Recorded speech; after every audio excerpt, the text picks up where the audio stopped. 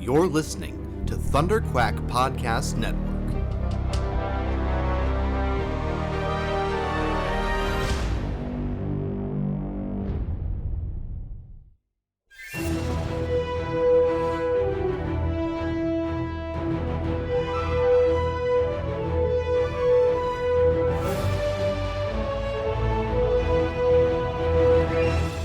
All right, we're back for another Thunderquack podcast quarantine zone for our second week of quarantine, and not going to be our last. I am, of course, your host, Michael Cohen, and with me tonight, I've got my former current co-host. Technically, the two shows that we do are on hiatus. Yeah. They're not technically done. Formerly, we were doing the Pullbox podcast, and somewhat presently we're kind of doing Disney Dad's Cartoon Afternoon, although taking quite a long break. With me tonight is Kurtis Findlay. Hello, everybody. Glad to be here from the comfort of my house. Yeah, well, we're all hopefully from the comfort of our homes. I obviously, we're all still quarantined. We're all still self-isolating, social distancing, whatever words you want to put on it. Lockdown, if you like. Those of us who are trapped with kids probably are inclined to say lockdown, because there is no escape. There is no escape. I only have the two to deal with, and one of them is not particularly mobile yet. Kurtis, how are you handling it? You've got older kids. How's that going? Yeah, it's definitely, it's been a long week. Mm-hmm. It's interesting because, like, we're not hiding any of the information from our boys. We're telling them what's going on, and we're keeping them up to date. We want them to be aware of the situation so that they can manage themselves in terms of their own cleanliness and such. But also because this is an important part of world history. Like, this is a big deal, and I want them to remember that when this happened years from now, and have a knowledge of what's going on during the world at this time. And so, yeah, spring break. I was already expecting to have them home last week and this week because it's been spring break. Yeah. But it has been a long week because we haven't been able to go anywhere. Spring break, we would go outside, or we go to the library, or swimming, or whatever, right? And none of that can happen, and everybody's in the same boat. Yeah. So yeah, it has been a week of just balancing the anxieties of what's going on in the world with the crankiness of being still. Yeah. And I have to draw that fine line between, like, well, it would just be fine. It would make my life easier if they were just watching TV all day. Yeah. But I can't bring myself to let them do that. Plus, it turns them into cranky monsters if they're watching TV all day as well. So it doesn't work to my benefit toward the end of the day anyway. Yeah, it is definitely a balancing act. There's an element of it where I think the hardest part is not getting a break, right? Especially kids your age, like the age of yours.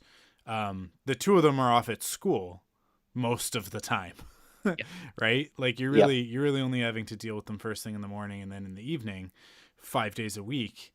So right now, having them, and like you said, we're supposed to be on spring break anyway, so maybe we all shouldn't be complaining just yet, because we were gonna have to deal with them anyways.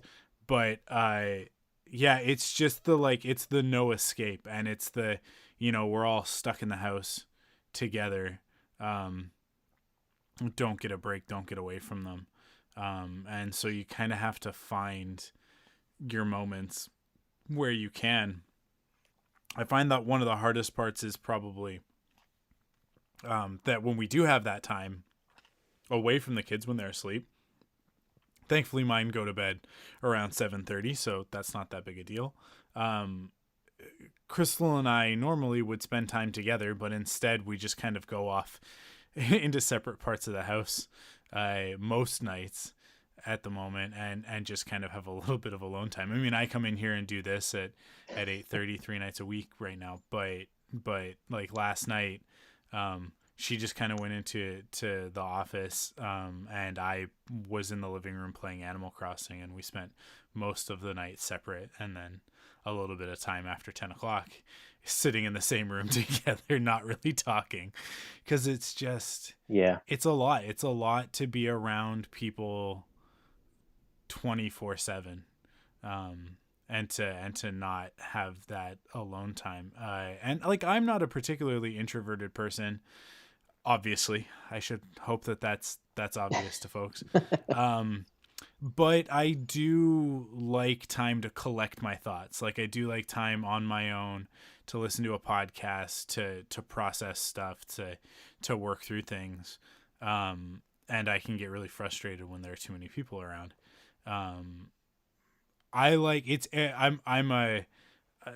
I guess kind of an intro extrovert, because like, I really like being around people so long as everybody shuts up and listens, which is why podcasting is such a great medium for me.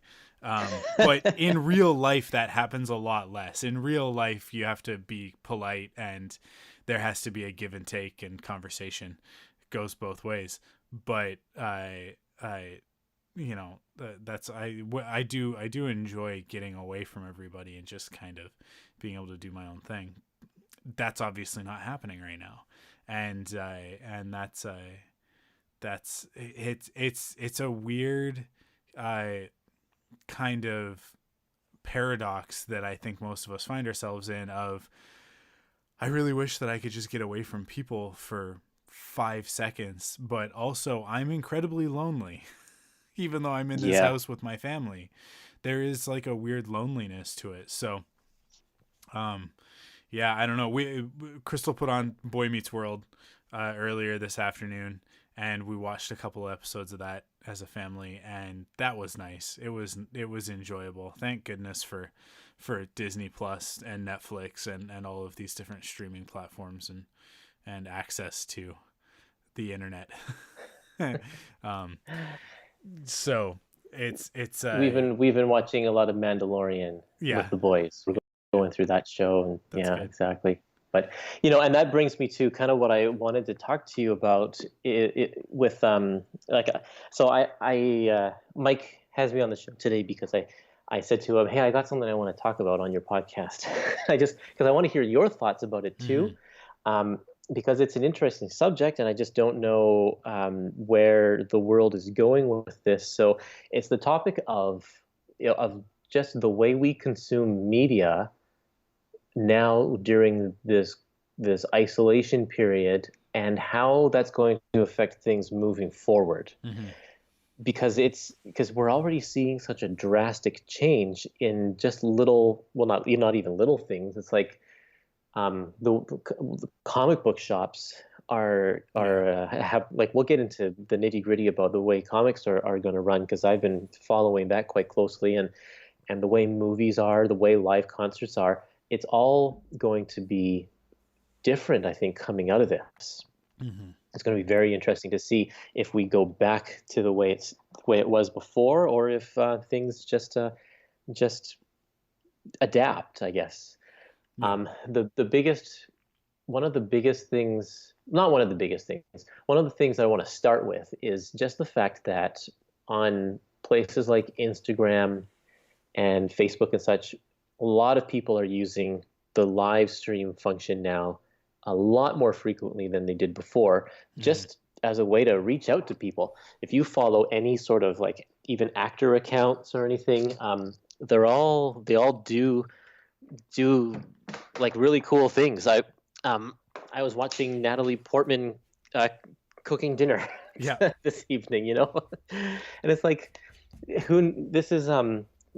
can tell this, people are lonely, and especially actors are introverted. They love being in front of people, and so they a lot of them are live streaming their lives, and it's like this could be a change if they get used to that.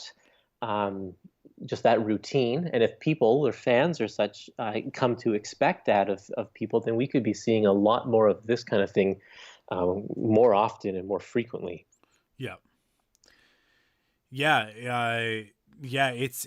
I think that there's a lot of elements of the entertainment industry that have been,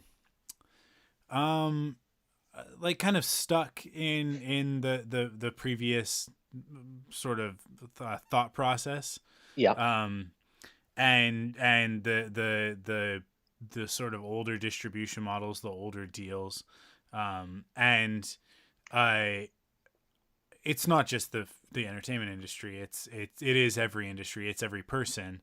um Anytime you try and introduce change, it's but this is the way we've always done it and it's worked fine, Yeah. right? That's kind of like the human motto. And a situation like this, I think, puts everybody in a position where they have to adapt and find other means. I think what you're gonna see, because this is gonna go on for a while, that you're gonna see a bunch of podcasts sprout up. Yeah. Joel McHale and Ken Jeong are gonna be doing a podcast. It sounds like it's going to be called The Darkest Timeline, which I don't know if the podcast is specifically going to be about Community or if they'll just talk about Community amongst other things. But if they're going to, like, look, if Joel McHale and Ken Jeong are doing a Community podcast, Yeah. I'm not Totally. going to say the pandemic was worth it, but at least something great came out of it, right? Right. Yeah. You can't say that because people are dying. So, Yeah. um, Yeah. I'm not one of those Republicans who's currently saying like, hey, why don't we all just go back to work and see how bad it can really get? Oh man. Yeah.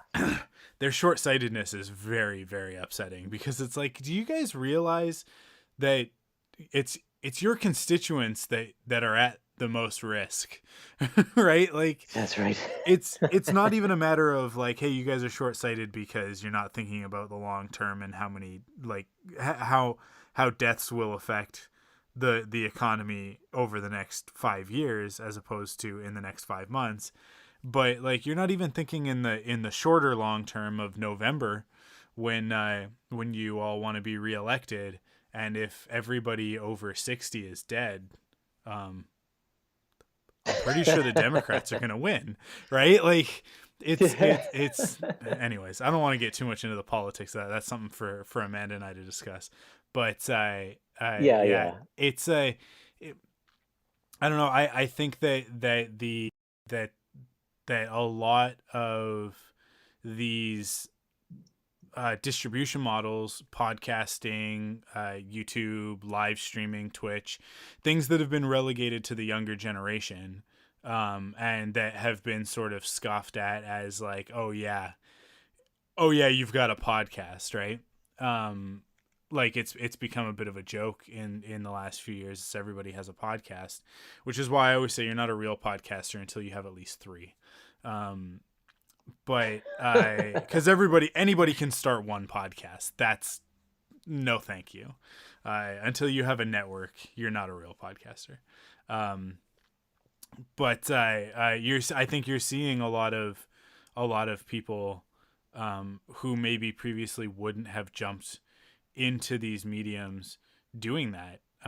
And I think for the better. I personally think that platforms, there are a lot of problems with YouTube. There are a lot of problems with sort of the model for podcasting at the moment. But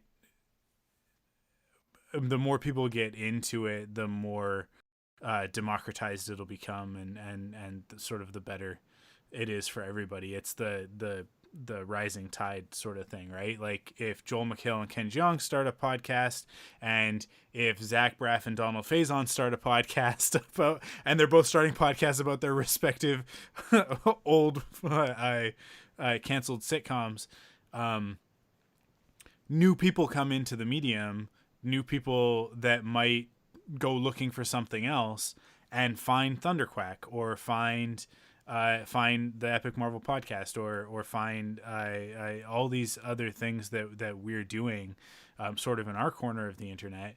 And that's a positive for everybody. If people are on YouTube and getting, comfortable with the platform and familiar with it, then when things start back up, original content on YouTube might be taken more seriously, right? So everybody who's kind of discovering stuff over on YouTube, they're recommending things, right? And one thing that I'm really upset that I haven't recommended until I'm about to right now is Cobra Kai. Now, you guys know I've talked about Cobra Kai on Thunderquack a lot because I love that show, and I love the original Karate Kid film. But I stuff like that, it's not really been seen by that many people. But there's sort of an opportunity for that to get more of an audience as people sort of go through their Netflix queues and are looking for something else, and maybe go over to YouTube and check out something that somebody's doing over there, and then discover Cobra Kai or Good Game or any of the other YouTube originals that are over there. They're actually pretty good. YouTube's got a really solid lineup of about 4 or 5 shows that are worthwhile. They're definitely worth your time. Cobra Kai's got 2 seasons, and the 3rd season that I think was supposed to go into production pretty soon, but that's obviously going to be on hold. But yeah, I don't know. I think that for entertainment, it'll be a net positive, but I can see how other industries are going to get hit really hard by this. The comic book industry in particular. I think it's going to be difficult because that platform has not been democratized as much, right? They've kind of, there are gatekeepers with that, with Diamond comic distributors that like they got a pretty tight stranglehold on that, and that might actually have to go away. I don't think that it's ever been healthy for the comic industry for Diamond to be as to have as much of a monopoly as they do, because it's either Diamond or it's independent, and that's before we get into the comic books though. Let's stick. Hold on. Let's go back. Let's backtrack a little bit, and I just want to stick with the Netflix thing for a second here. We have 2 major live entertainment streams, I think, that are being reshaped right now. The first is movies, of course, because movie theaters have been shut down, and so we are seeing the movie companies starting to put their first-run movies direct to video on demand, and this is completely unprecedented, right? Only the B quality stuff goes to video on demand directly, right?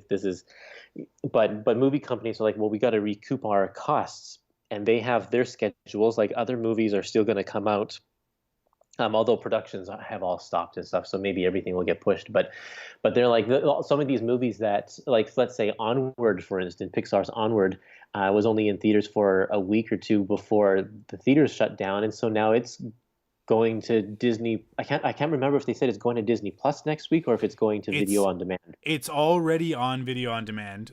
They made the announcement, and I think the next day it was on video on demand. I'm pretty sure it's coming to Disney Plus on April 1st. So yeah, and that's so real. Like, it's just and I wonder if people will prefer that or if they will not. Now, video on demand, it's still like, it's $20 and I don't know, do you rent it or do you buy it? I'm pretty sure it's a rental. I'm pretty sure it's a rental. Yeah. That you're. So some people are saying that's high. It's like, it's more than the cost of a movie ticket, and it's like you don't even get to see it on a big screen or whatever. For myself and my family of 5, where it costs over $50, well over $50 to go see a movie, it's a tremendous deal for video on demand to rent it for $20. Like, that's awesome. And here's the thing: Trolls World Tour is coming out. It's not even going to the theater; it's just coming straight to on demand. And right. here's something I want to float to you, Curtis. This is I haven't said this to you yet.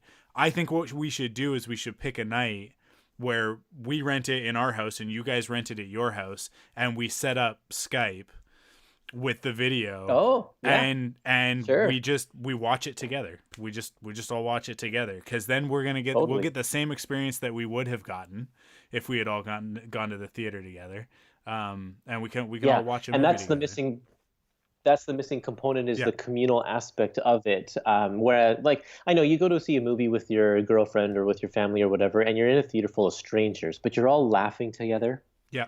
Or you're all crying together or whatever, and that will definitely be missing if you keep watching it at home. But I just wonder if this whole if people really grab onto it with the video on demand, will movie companies start releasing movies just regularly video on demand along with the release in the theater at the same time, Yeah. if they find that it's actually making them some money? Yeah, I did end up talking about this a little bit last week with Joe on Wednesday, because this stuff was kind of all starting to hit. And I think that we could see a world where the release window for theaters is a lot shorter.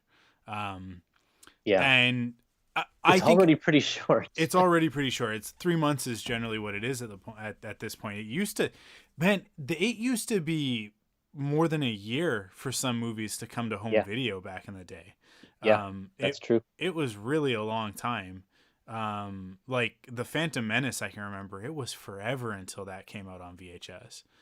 And then it didn't even come out on DVD until later. So Aladdin and Lion King and stuff, those were all summer movies, and then you would have to wait till the next summer before it was on VHS. I distinctly remember pre-ordering those.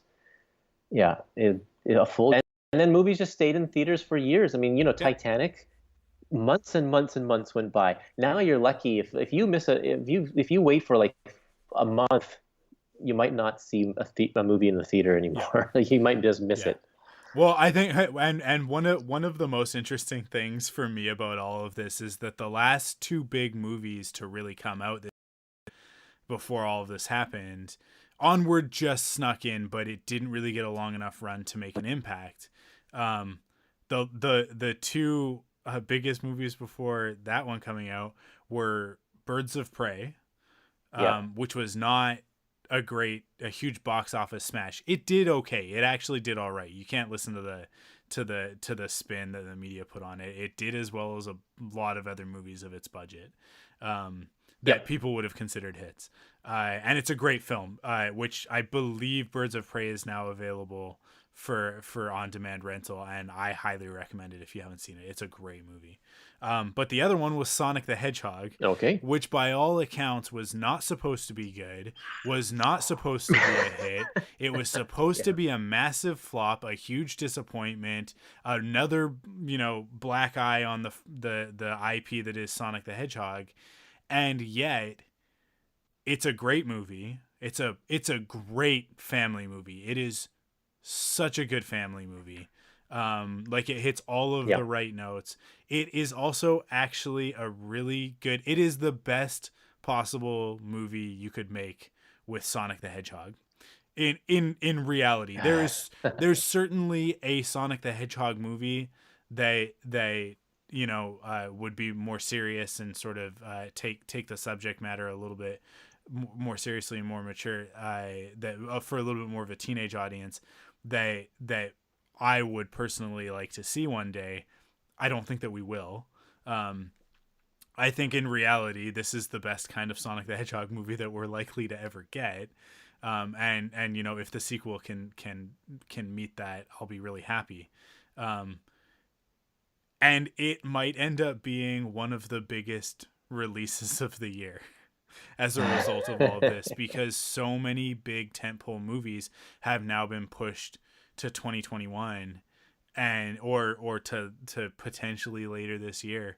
But the problem is that the movie dates are picked years in advance, and the back half of the year is stacked too, right? Like Yeah, that's from right. September on, we've actually got a lot of movies coming out, and a lot of really big high profile ones. So, I Disney and Warner Brothers and Universal and such, like they are looking at it and going like, there's not room for us to release these movies in theaters this year. So the Fast and the Furious, I think, was one of the first ones. Fast 9 got pushed to next year, to April of next year, which is a real bummer because it was set to come out my birthday weekend. And I was really looking forward to that. But Yeah. Yeah. but you know, I mean, like, and I'm happy. I'm glad to wait. I'm sure it'll still be as good next year as these things don't go sour on the vine, right? Like they're not topical, let's say. Um, but it's going to be really upsetting when Black Widow does eventually get pushed. I think it's just been delayed, right? Like they haven't really announced when it's going to end up coming out. Well, it Thankfully, can't. We don't know how long this is going on for. thankfully Black Widow uh doesn't affect the timeline moving forward for Marvel, right? Like I think that the Eternals, which is set to come out in November, is going to be the beginning of sort of the next phase, right? It's very similar to like when we Right. went from Yeah. phase 1 to phase 2. At the beginning of phase 2, we got Iron Man 3, which was very much like Avengers happened. Let's check back in with Tony Stark and see how he handled that, being that he's the character that we started all of this with. And then later that summer, I think we got Guardians of the Galaxy, right?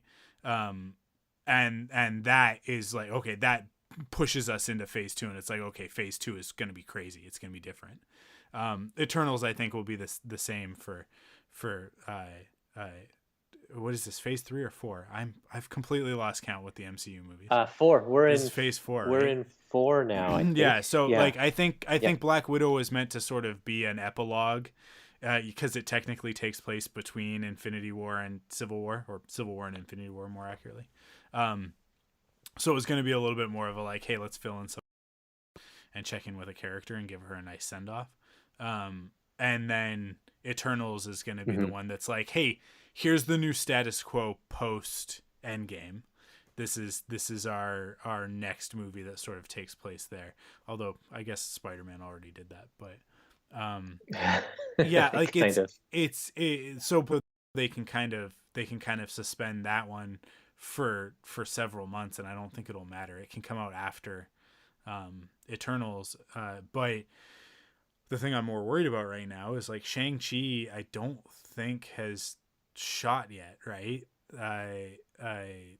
But it's supposed to come out next spring, and I'm sure that they were planning to film it this summer and do post the next like 6 months after that, and release it in I think it was supposed to be February. Yeah. Shang-Chi I'm super excited about. That's probably the one on the new slate that I'm the most excited about. Like, who knows what's going to happen with that when it's going to actually end up coming out. And will any movies end up actually getting canceled? I don't know if any MCU movies can, right? Because the MCU is it's so strategically developed, and it's like it's the one thing that they've done so well. It's the thing that everybody else should be taking notes on, that Star Wars should have done, that DC It really should depends be on the doing. movies, though, It does because they had the whole sorry. yeah, go ahead. They have had to switch around though, like Thor Ragnarok and Black Panther and Guardians 3, I think, all because they had directorial issues or something. They all switched spots. So some of them are interchangeable in their placement in the actual timeline. Some of them are not. Shang-Chi probably is. You could probably move that one back or forwards, and it doesn't matter. Hopefully, I guess. I don't know because I haven't seen the movie, so I can't really say for sure. But there probably is some wiggle room. Yeah. We'll see, right? It's gonna be what it's gonna be. There are more important things than Marvel movies. It's hard to believe that I said that, Yeah. but at the moment there are much more important things, and everybody's health and safety is obviously priority one, and Oh, of course. it is not worth it to go back to work if it means putting lives at risk. Man, some of the stuff that I have seen in the last 48 hours coming out of America has been very, very upsetting.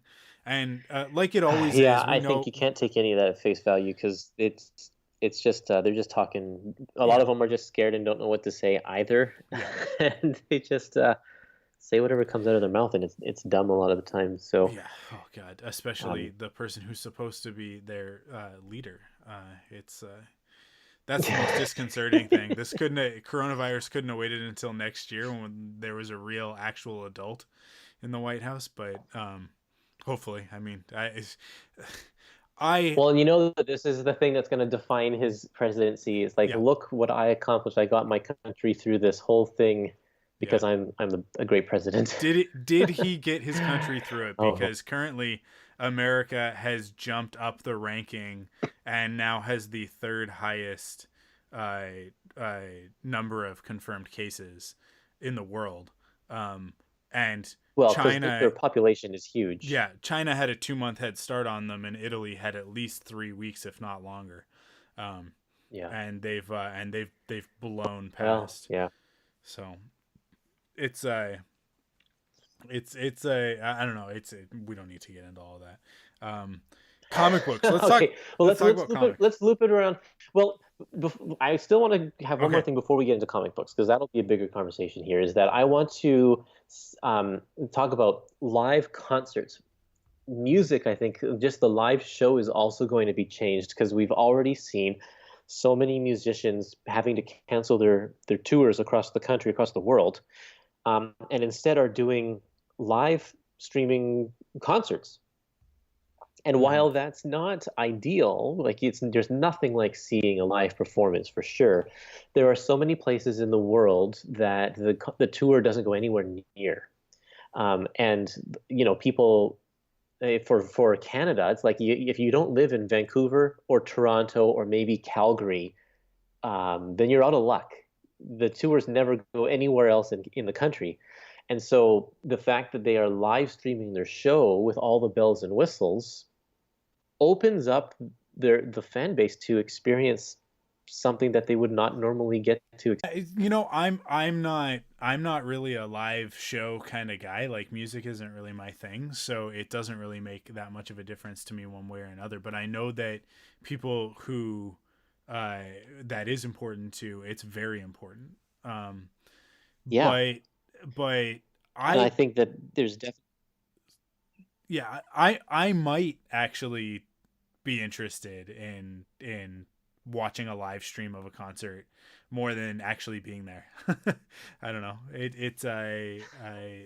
I don't necessarily want to be crowded into a venue or be uh, 10,000 feet away from the performer. Well, yeah, Um, there are definitely pros. Like if I want my kids to go to see a band and like they're short, so if everyone is standing, they're not going to see anything, or it's like I don't want them to blow their eardrums out, or you do get a better experience. Like you said, you're not 10,000 rows back. You can be right up in their faces, and they'll have nice cameras that are focusing on all the action. And um, you do need to experience a live concert at least once in your life, but to have that available, to have that option, um, it benefits the bands because they're just making more money, mhm. and it just helps people who want to be a part of that community or that part of that fandom be a part of it. Yeah, I think more options is always going to be better. No, that's just kind of my opinion. It's like with the movie thing. If a movie comes out in the theater, but it also comes out on demand, like let's say there's a 2 week window where it's in the theater, but then it's going to be on demand. And it'll be in the theater and on demand at the same time. If I have the choice, that's Yeah. to me as a consumer only a good thing, because there are some movies that I definitely want to go to the theater for. A Marvel movie, a Star Wars movie, Fast and the Furious stuff, like anything with Tom Cruise in it. Generally, like I want to go to see it on the big screen and have that experience. Yeah. But then there are other movies like, let's say, like Jojo Rabbit, which I still haven't seen yet, which I really need to get around to. I think it might be on demand now. That like, yeah, I don't necessarily want to go to the theater to see that. I like, if there was an opportunity to, I would. But like, I don't know. I actually personally find that Taika Waititi movies are with Thor Ragnarok, I think, being the exception, are they're actually better in a private setting where you can kind of just take it in on your own. I don't know. That's what I found with his stuff. So, like, there are certain filmmakers or certain types of films that I'm much more inclined to sort of like cozy up on the couch, generally even by myself, and enjoy. So like I said, that's where choice is way more important to me. Let's say Taylor Swift. I am not a big enough Taylor Swift fan to brave the crowd that's going to be at a Taylor Swift concert. That said, Right. I like Taylor Swift quite a bit, and so does Crystal, and so does Cara, and I'm sure that Cassie will, and and I'm totally down to live stream a Taylor Swift concert. So, it's sort of, it's all over the place. I think it can be, it could be either or, and I hope that now that the technology is there, that people take advantage of it. Okay, I think we can segue into comics now if you want. We have in Vancouver, we're very fortunate that we have, I don't know, 7 or 8 really good comic book stores. And they're all, but there have been so many that have closed down over the last 10 years. I think I made a list of them at one point on Facebook. I was trying to come up with all of the comic book stores in the greater Vancouver area that I used to frequent over the past 15 years. And I think maybe there's a list of about 12 or so that have shut down. The ones that are still standing are doing okay, but the comic book industry is already sort of on edge of like the comic book stores just don't have the customer base to support the rising cost of rent and minimum wage and all those other kind of stuff, and also the comics themselves, because comic book stores have to actually physically buy all of their stuff that they're putting in their store. They can't send it. There's no consignment or anything like that. So they needed more overhead, and a lot of them just don't see the amount of people coming in. So when we have something like this, where all of a sudden they're not allowed to sell, what's going to happen to these comic book stores? And this goes for any sort of small business, mom and pop shop, small restaurants, local, boutique kind of stores. They're all in the same boat. And thankfully, our Canadian government is now stepping in to help them out and declaring things like holds on rents and all this kind of stuff, which is fantastic. But what's going to, like, the employees aren't getting paid, and like this is a big deal. So I the other day I spent $50 at Metropolis Comics that I normally probably wouldn't spend. Just because I feel bad for them and I want them to survive, so I'll buy some stuff from them. Yeah. They're doing a great delivery service right now where they'll actually bring you your comics. And there's no contact. You don't have to venture out and everything. And it's very cool. And I want them to survive. So I'll try and do that over the next few months or several months or however long it takes for all of the comic book stores, because, I'm friends with all of them. Yeah. Except Golden Age Downtown. I don't really know those guys very well. Yeah, it's a weird, it's kind of a weird catch 22 for them to be in, for comic shops to be in, because they do, and this is before all of this happened. They were in a bad spot anyways, because like you said, they have to physically bring that content in, and in a lot of cases sit on it when it doesn't sell as many issues as they expect, or more frequently than not, unfortunately, people who said that they were going to buy something, right, who have basically agreed to a subscription for a specific comic, they don't end up coming in and picking up those comics. And sometimes it can be 6 months before you realize this person's never coming back in. And by that time, at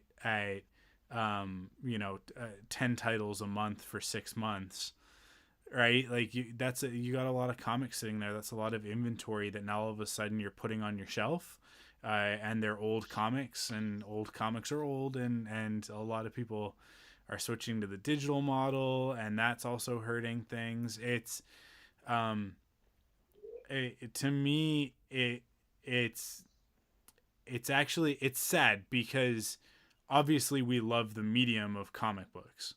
But I think that unfortunately the model for comic books and the way that they've been sold is not sustainable. It's managed to stay alive for this long, and I'm glad that it has, but at a certain point the industry has to pivot. They have to change, or it's going to die. It is, like, because without the retailers, how do you get your audience? I think the biggest thing for me that gets underappreciated with the comic shop itself as an institution are the employees within the comic shop. Because when you walk in and you go, hey, I like Superman, what should I read? They're there to tell you. And how often do we go on Netflix and you just kind of flip through the things, and it's suggesting things to you, and there's algorithms and stuff like that. The comics industry isn't doing that with any of their apps, really. And if they are, it's not great. Marvel Unlimited is not great at recommending things. It's kind of just like... No, it's just algorithms. Oh, you like Doctor Strange? Here's other Doctor Strange things. But it's like... Oh, you like new comics? Here's more new comics. And I don't know. I honestly think that one of the things that needs to happen is that the stranglehold that the big two have on the industry needs to kind of release a little bit, and independent comics need to become a more prominent thing. I don't know how that happens, but they run the show. Marvel and DC run the show. What they do, everybody else has to do, because Diamond listens to them, because they move the most product. But we're only talking though about like the single issue subscription superhero kind of world. We're talking about Marvel, DC, Image, but comics is more popular this year, like in these past few years, than it has been since the 90s. Like comics have grown to an incredibly popular and lucrative business, but it's not Marvel and DC. It's not in the comic shops. Did you know that I think it was 2018, 18%, and that's of all comics sold, this is a pretty big number, 18% of all comics sold were the six Dogman books from Scholastic. Scholastic. That's crazy. So it's absolutely nuts. Comics is not a dying form at all. It's just evolving to the bookstores. And that's actually what I was gonna say. That's the direction that it needs to go, right? I don't want single issues of Spider-Man. I don't want single issues of Superman. I want you to tell me a story from front to back.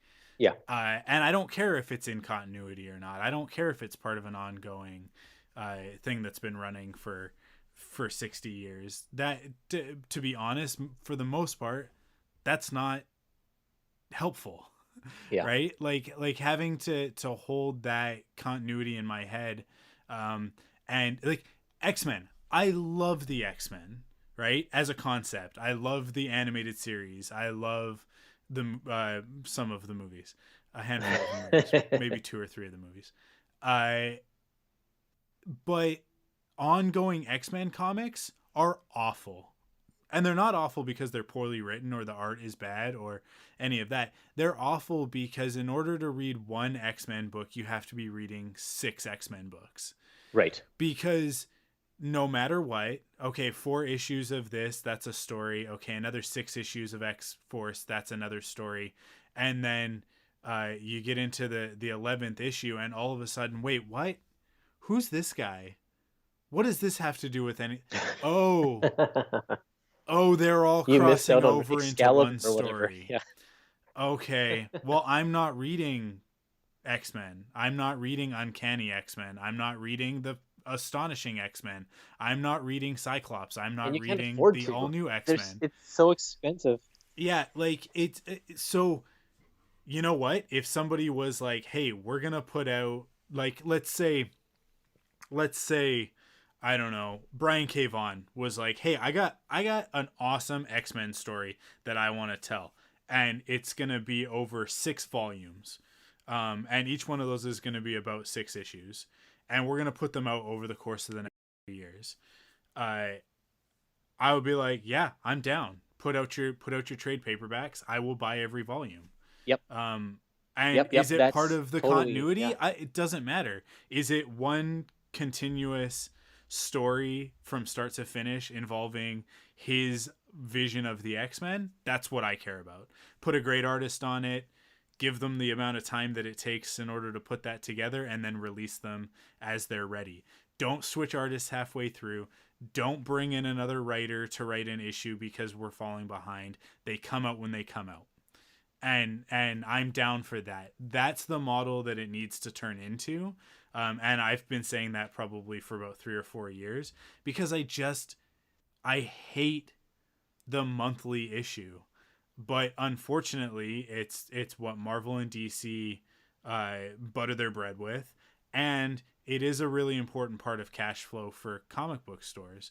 Yeah. But something has to push that industry into a new model. And maybe this will be it, but I don't know if it will be because I don't know if a lot of these stores are going to be able to weather this.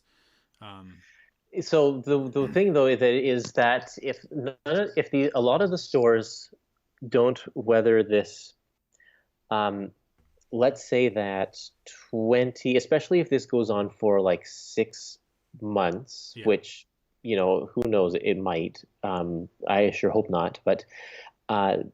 Let's say 25% of all comic shops close down. Yeah. And that means that there are, you know, that's 25% like a loss of their market because it's the comic shops that are buying their comics. It's not people that are buying comics. It's comic shops that are buying comics. So if the comic shops all of a sudden are not buying comics, and Tom DeFalco always.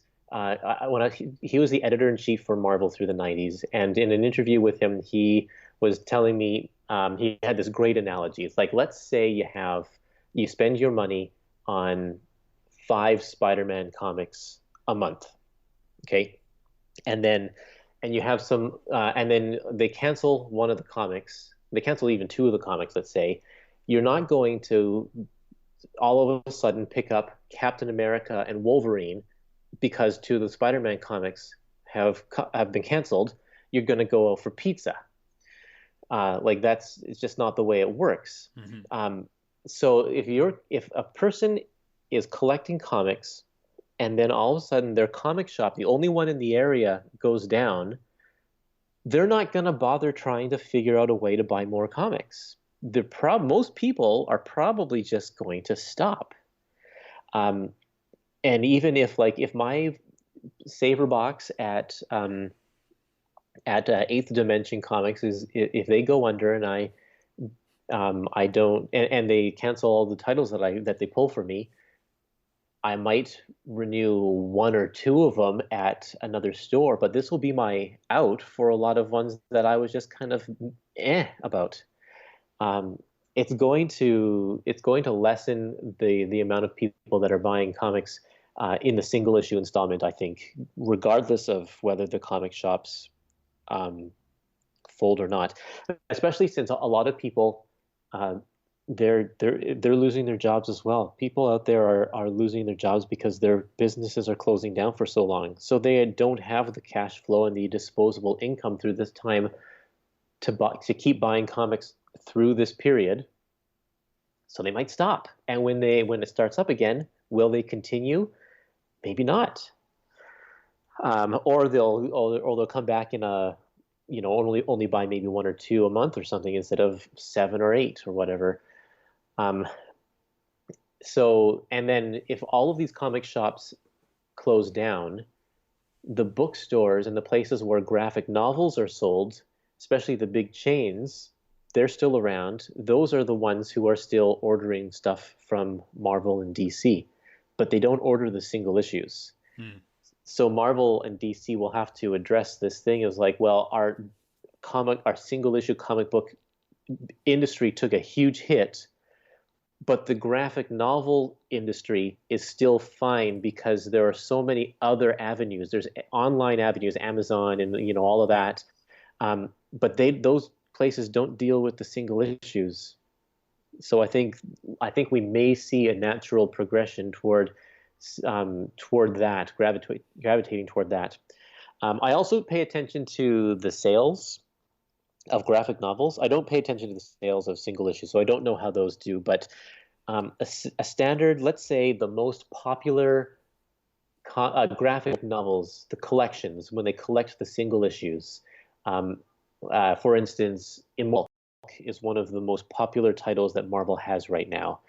When they release one of those trades, it sells about 2,000 units in its first month. That's to the direct market, to the comic book stores. That's not counting Amazon. That's not counting Barnes and Noble or Indigo or whatever. It's only to the comic shops. That's not a huge number. 2,000 units. Mm-hmm. House of X, Powers of X, arguably the biggest event in X-Men history in the past 10 years, sold about 10,000 units in its first month. And that was a huge shock that something sold that much. But that's the difference between Immortal Hulk and X-Men from 2,000 to 10,000. Whereas Dogman is selling like literal millions of copies. Yeah. In through Scholastic and through the bookstores and such. Marvel and DC, all of these publishers are focusing on the wrong place. Yeah. There's money to be made outside of the direct market, and they really need to take advantage of that, and they'll do better. Yeah. Oh, I think you dropped out there. You still there, Kurtis? Yeah, still here.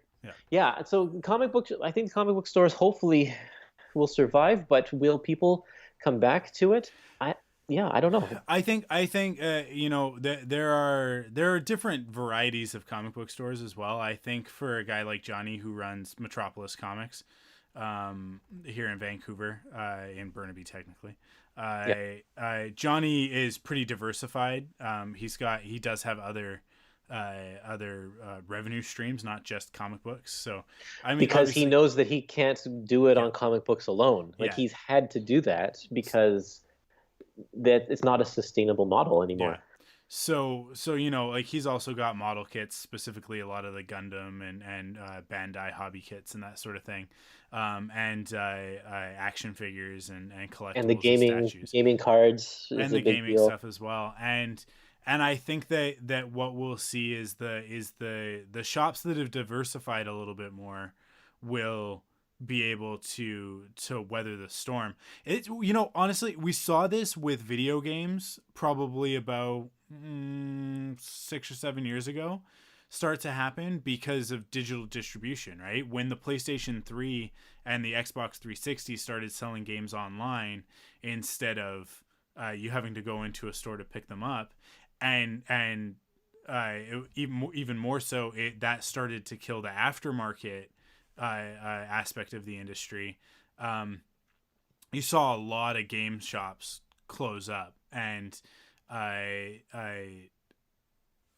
because people just they're either buying brand new games digitally, or they're going to one of the big stores. They're going to Walmart, or they're going to Toys R Us here in Canada, thankfully still, or EB Games or GameStop, right? Like that. Those are the places that you go when you want to buy a video game. Yeah. Or you very rarely would go into an independent game shop, and most of the ones that have survived on retro game sales. So it's like the older stuff that obviously you can't get through the digital means, and that EB and GameStop don't trade in, or they've diversified and they've brought in tabletop gaming, board gaming, stuff like that, collectible card games. So it's kind of the same thing. I don't think it's gonna be a death nail for the entire comic shop industry. But I do think that you're gonna see some of the older, less agile comic shops lose ground here, and eventually go away. And yeah, I do think that exactly what you said, like single issues are going to take a hit, and maybe it'll be the thing that wakes Marvel and DC up to the reality of the situation. But I mean, DC has actually been pretty good with their Earth One books. And other stuff kind of like that, in that same vein. They've tried going in that direction of like, these never had issues, they're just graphic novels. But I think for them, they put out so many single issues. It's such a big machine. And it's the boat analogy, right? A smaller boat is able to turn quickly, and a bigger boat, it takes a lot of time for it to turn. Marvel and DC are big boats, and it's going to take them a long time to really like pivot. But even Image, they're a pretty big boat too, and they're not really pivoting that much. They're still doing a lot of their single issue stuff. But some of the smaller publishers, one of our favorites, First Second, they don't do issues, right? Like I don't, or at least they don't do a lot of things that are issues.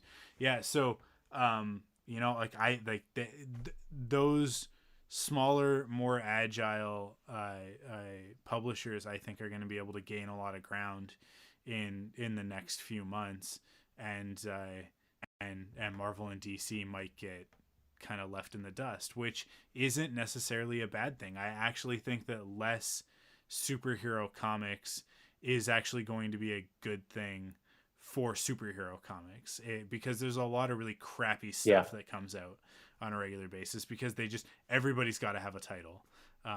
And if they could maybe sit back and take more of an approach like what they've done with the films and with their animated stuff, the industry will actually benefit. The cream will rise to the top, and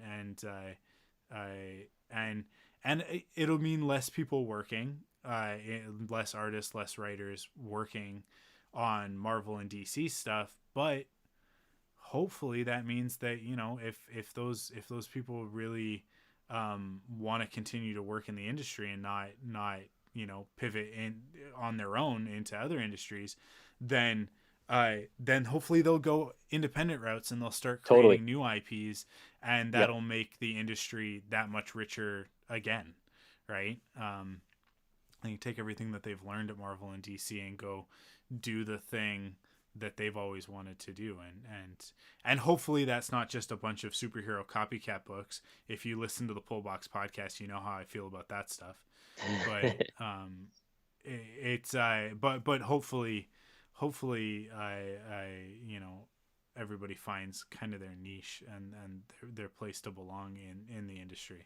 But I don't know, tough times ahead for comics. I think that's it's been tough times for a while. You say it's sort of on an upswing right now, and I think that Marvel and DC movies have a lot to do with that.